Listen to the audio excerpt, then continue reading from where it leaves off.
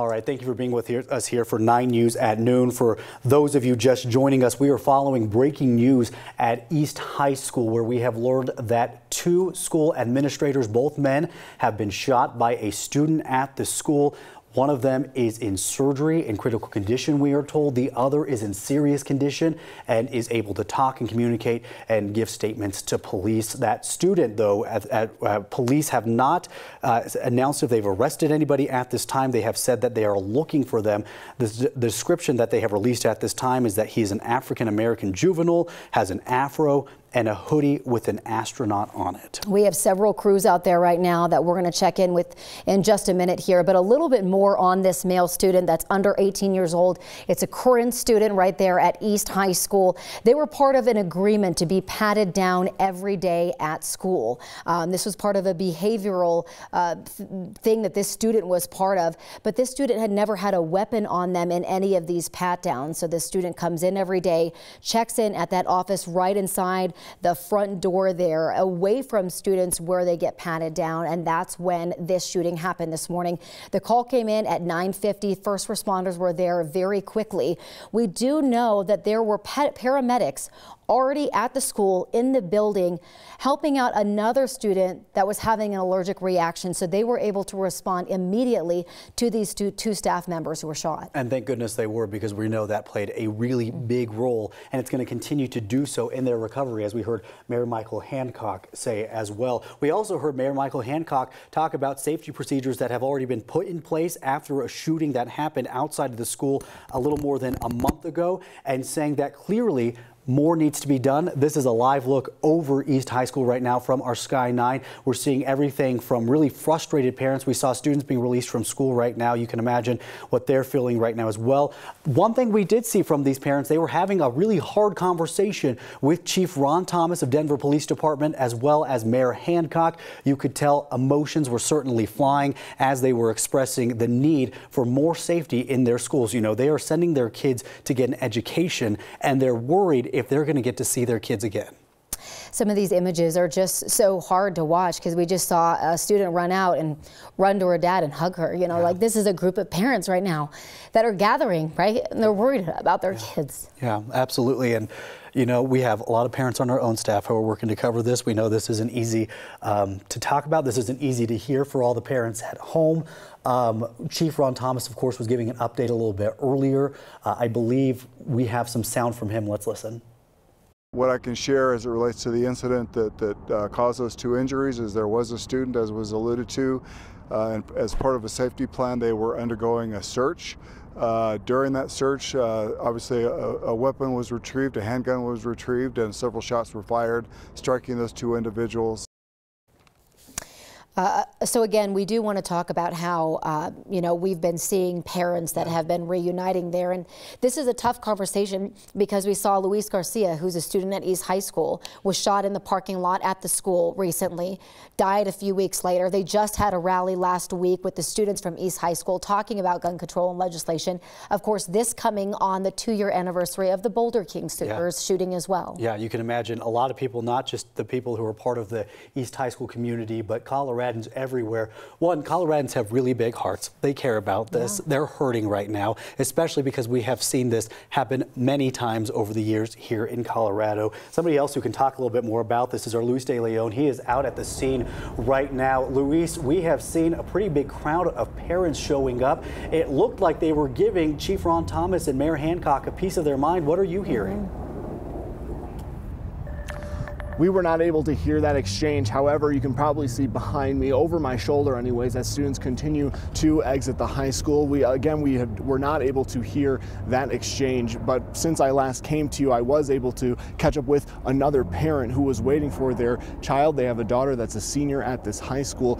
They actually have 2 other daughters that recently graduated from Denver East High School as well. He says that he has dealt with these lockdowns in the past, but never something to this magnitude until this school year. And he obviously calls it incredibly unnerving as these incidents continue to happen. I also spoke, since I last spoke with you guys, I also spoke to a freshman who just happened to have an off period when this incident occurred inside of the school. She happened to be outside for her off period. She's now waiting for her sister, but she calls it very scary. She says that they've been having assemblies on preventing youth violence and gun violence and things like that. She talked about how she was with that large group of students that went to the Capitol recently to talk about this very issue with lawmakers. And so there's just a lot of emotions from those parents right now, so you can understand the frustration that is coming from parents. I use that word, a sort of like calm urgency, a quiet frustration that I have been sensing from a lot of the parents that I've been speaking to. And now, certainly, if from what I'm hearing from you guys, you know, if there's an exchange happening over there, then, you know, it's understandable frustration, obviously, and they recognize that. With regards to this incident itself, Chief Thomas and Superintendent Marrero would not elaborate much on the particular school safety plan that happens student by student with when it comes to these actual pat-downs. Take a listen here for more on that. All right, I'm not sure if we have that sound there, Luis, but of course we're going to check back in with you once we get more information there on the ground. We want to just give a little bit of an update right now. So earlier we had told you that also people who were living in the area were receiving some shelter-in-place notifications from Denver police. We have gotten word that people are starting to get notifications that that shelter-in-place has been lifted. So a bit of good news right there. Yeah, so Luis was talking about the pat down there. A little bit more on that. That is an agreement that this student had with the school and able to attend school, to be patted down every single day at school. And when we asked about that type of agreement, Superintendent Dr. Marrero said this is something that is common within schools and school districts. This student had never had a weapon on them at the school. This is part of a behavioral protocol as well. Anusha Roy has been on scene as well, talking to students, seeing students leave. What are you seeing out there now? Yeah, you know, Corey, every which direction we are looking, we are seeing parents have surrounded the school waiting to reunite with their kids. Parents just waiting with their hands over their mouth, saying they're at a loss for words because of what their kids are going through. And, you know, when the police were giving an update, there were actually several students out here as well. I had a chance to talk to them. They were kind enough to share some thoughts with us who were outside. It was during third period when this first happened, and said they realized there was some kind of commotion, and they look inside the school and there's people running and ducking and hiding, and they realized, okay, there is something really scary happening here, and we better check and make sure that we are safe as well. These are students that, I mean, we're talking sophomores and juniors, 16, 17, 18-year-olds who are already a part of the walkout that we've been talking about all morning, trying to make their schools safer, and saying, here we are again wondering, do we have to watch for our safety when we just want to come here and learn? I had a chance to talk with Tyrone Owens. He's an 18-year-old, was a part of the walkout, and he was just crystal clear about what he is hoping for from this city to make going to school safer. Right now it's kind of going through my mind, like, what can we do? What can the police do to make the school better? Not the school, but the community, other schools, because other schools are going through the same thing that we're going through. So it's not should just be one school talking, it should be all of the schools talking. Yeah, he was just talking about this united front amongst students to just be heard about, you know, we want to be able to come to school, come to class. He goes, but I don't want to come here and be scared. And he goes, that's where his mind is right now. I was talking to his sister as well, saying, you know, I'm thinking about my friends. I'm trying to connect with my cousins, my other family that's inside of this school. They were saying, we're not going to leave campus until we make sure everyone that we love who is here today is okay. But what they're really looking for is for a change, you know, and to be heard, because they do want to continue their education. And that's the same thing I was hearing from parents who were saying, you know, they have all this momentum, their kids are doing great, and then something like this happens and everything just comes to a screeching halt, and they're scared for their kids, they're tired, they're stressed out. You've been hearing it all morning. People are so frustrated and sad about what happened yet again here today at another school. Absolutely. Anusha, we want to come back to you to have to hear more about the conversations that you're having with people there on the ground, but right now now, we need to get over to 9 News reporter Brianna Fernandez. She is live outside of Denver Health at this time. Brianna, we understand that you see a marked DPS vehicle outside there as well. Yeah, so we've been here for about an hour, and we did see some marked and unmarked vehicles, some Denver Sheriff's Office and some police officers, as well as DPS marked vehicles. The only vehicle right now is a Sheriff's Office. Now, it is a very quiet scene here outside of Denver Health, and we've been here for about an hour now, and I can confirm with you, because I just spoke to a doctor about 5 minutes ago, that those 2 staff members have been taken here to Denver Health. One is in critical condition. He is in surgery. The other one is in serious condition, but he is speaking. Doctors wouldn't say exactly where these 2 staff members were shot, but I can confirm that they have been taken here. This is a level 1 trauma center right here at Denver Health. That's the only information that the doctor could provide to us, but of course we're going to stay on scene and bring you the latest information. Jordan? All right, Brianna, thank you very much. If there's any of our crews available on the ground, we'd like to get to them at this time to learn a little bit more about what they're hearing from parents and students. While we do that, though, or while we wait for that to happen, let's go ahead and update anybody who might just be joining us again on the information we have here at hand. We understand that about 9:50 this morning, Denver police got a call that there was a shooting at East High School. We now know that 2 school administrators, both men, were shot by a male student there at the school during a routine safety pat-down that this student had agreed to as part of protocol. Every single day they would show up and get this pat-down. Police said up until today, this student never had a weapon on them. However, during today's pat-down, this student shot those 2 school administrators again, as you just heard Brianna Fernandez mentioning. One of them now in critical condition, in surgery at this time.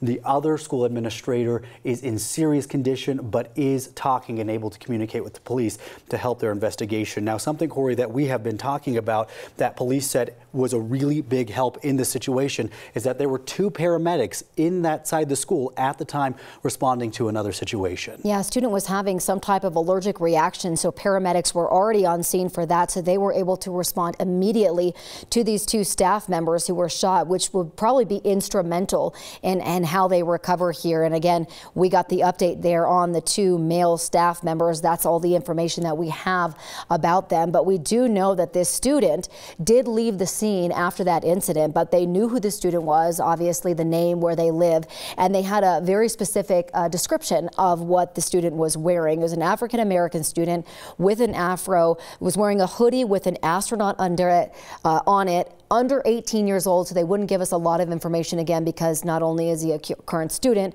but also he's a juvenile. Yeah, one person who has been covering situations there at East High School since the last shooting a little more than a month ago is our Courtney Yoon. She's live outside the school once again for us today. Courtney, you've had conversations with students for weeks now about this. Here we are again today. What kind of conversations are y'all having? Yeah, hey Jordan.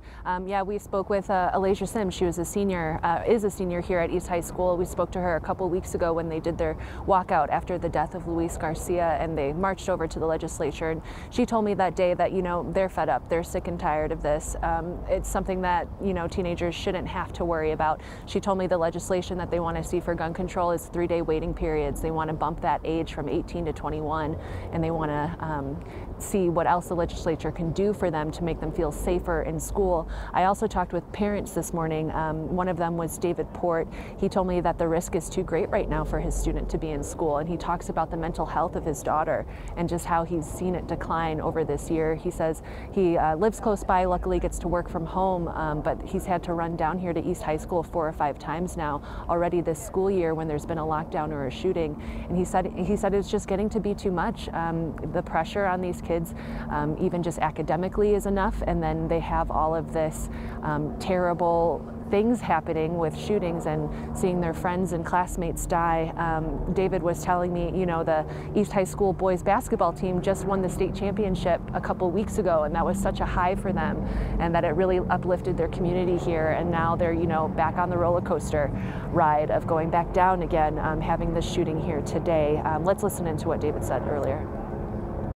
They're at risk every day, and from my perspective, there's no reason and no justification for them to actually show up at school anymore. The risk is too great.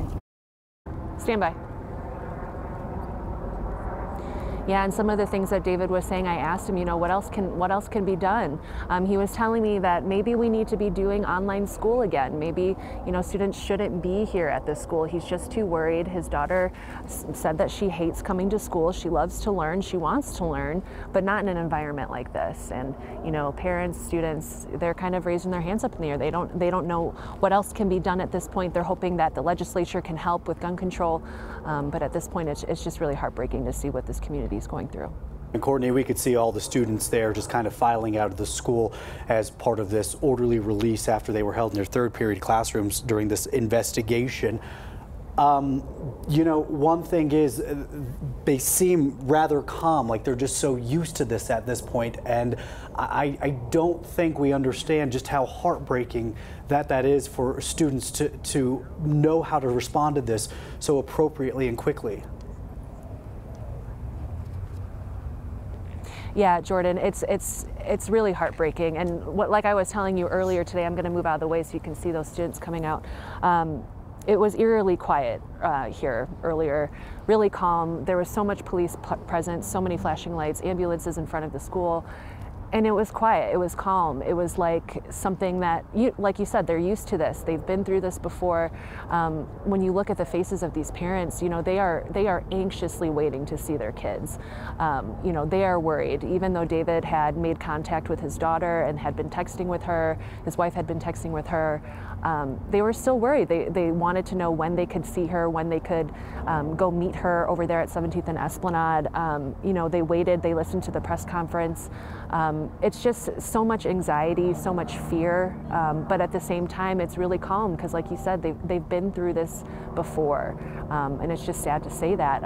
Elijah Sims, that senior that I interviewed a couple weeks ago, she told me that she's done 4 or 5, you know, multiple school walkouts since she's been at East High School, and the administrators and teachers have always been very supportive of them doing that, but she told me, you know, I'm doing this, I'm walking out today because I don't want to have you know, future students having to be in an environment like this. She wanted to stand up for, you know, future students to have a safer environment, and it's just sad that they can't have one. Well, and you know, that's great that they're supported as far as their fight for more safety goes, but at the same time what these students say is, I don't want the support, I want the change. I want that to happen at this time already.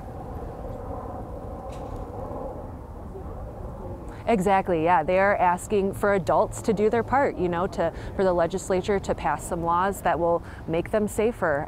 It's something that students shouldn't have to be worried about or dealing with or thinking about or even telling the adults to do, but that's what they're doing because they're worried about their safety and they want something to change. Yeah, and we know those changes can take some time. Courtney, thank you so much, but we also know that effective immediately, they're going to be putting 2 armed officers at East High School every day until the end of the school year. The board is meeting tomorrow night. They're going to discuss how to move forward in terms of safety. Dr. Marrero, the superintendent, said, we feel strongly we shouldn't be here, but here we are, you know, and the mayor talked about how, as a parent as well, he knows the frustration. He's frustrated and angry as well, talking about how we must work together on safety and do more about putting officers inside buildings. Again, so many people have ideas on what it will take to feel safe in schools, and it's this conversation that these young kids are having. Absolutely, they are. We want to get over to our Mark Salinger. His camera has been focused on the mayor and the police chief talking to parents. Mark, it looked like, you know, the parents understandably very angry and very expressive in these conversations. What are they saying?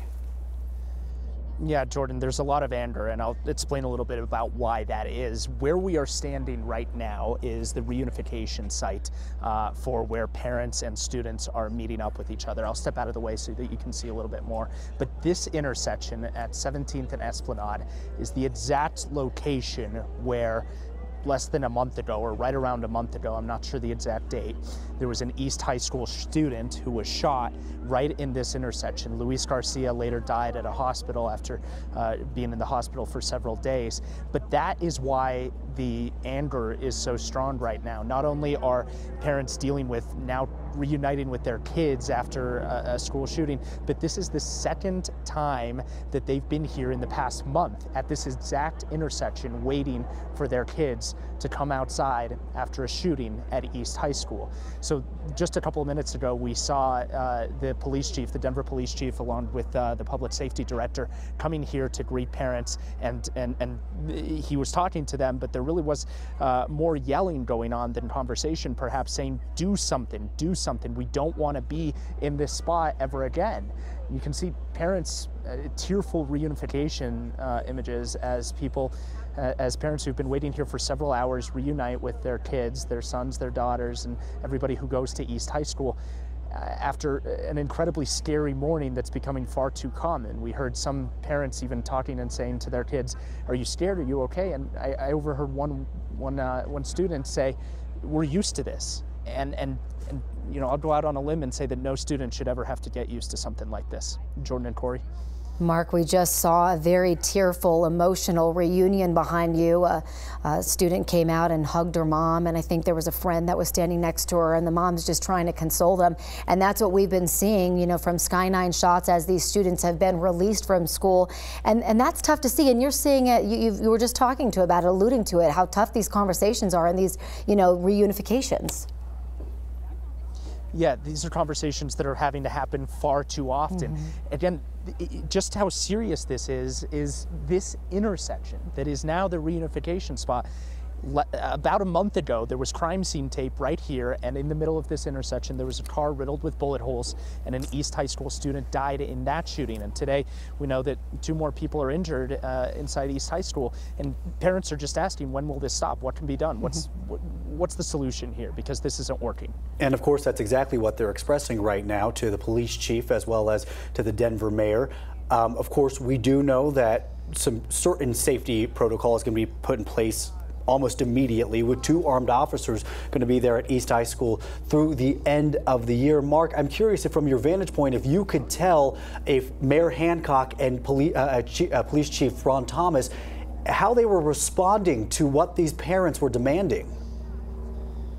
Yeah, I mean, I was in the group of people there as Chief Ron Thomas came up to greet parents, and he almost looked to be walking by them at the beginning, and the parents started yelling, "Come talk to us, come talk to us." And that's when he veered over and started talking to the parents. But there's just a whole lot of anger of saying, you know, whatever we are doing right now is not working. This is the 3rd lockdown that, at least the 3rd lockdown that East has been in the past, since the beginning of the year. And I'll move out of the shot one more time so that you can see what's behind me going on. But still, parents are reuniting with their kids, and police officers are surrounding this entire school. Obviously, a ton of police officers absolutely everywhere in this school, as now all of the parents and all of the students start to finally come out. The students were locked inside on lockdown for the last couple of hours, and you know, this happened early this morning, and now it's 12:30 already almost, and they're just now reuniting with their loved ones.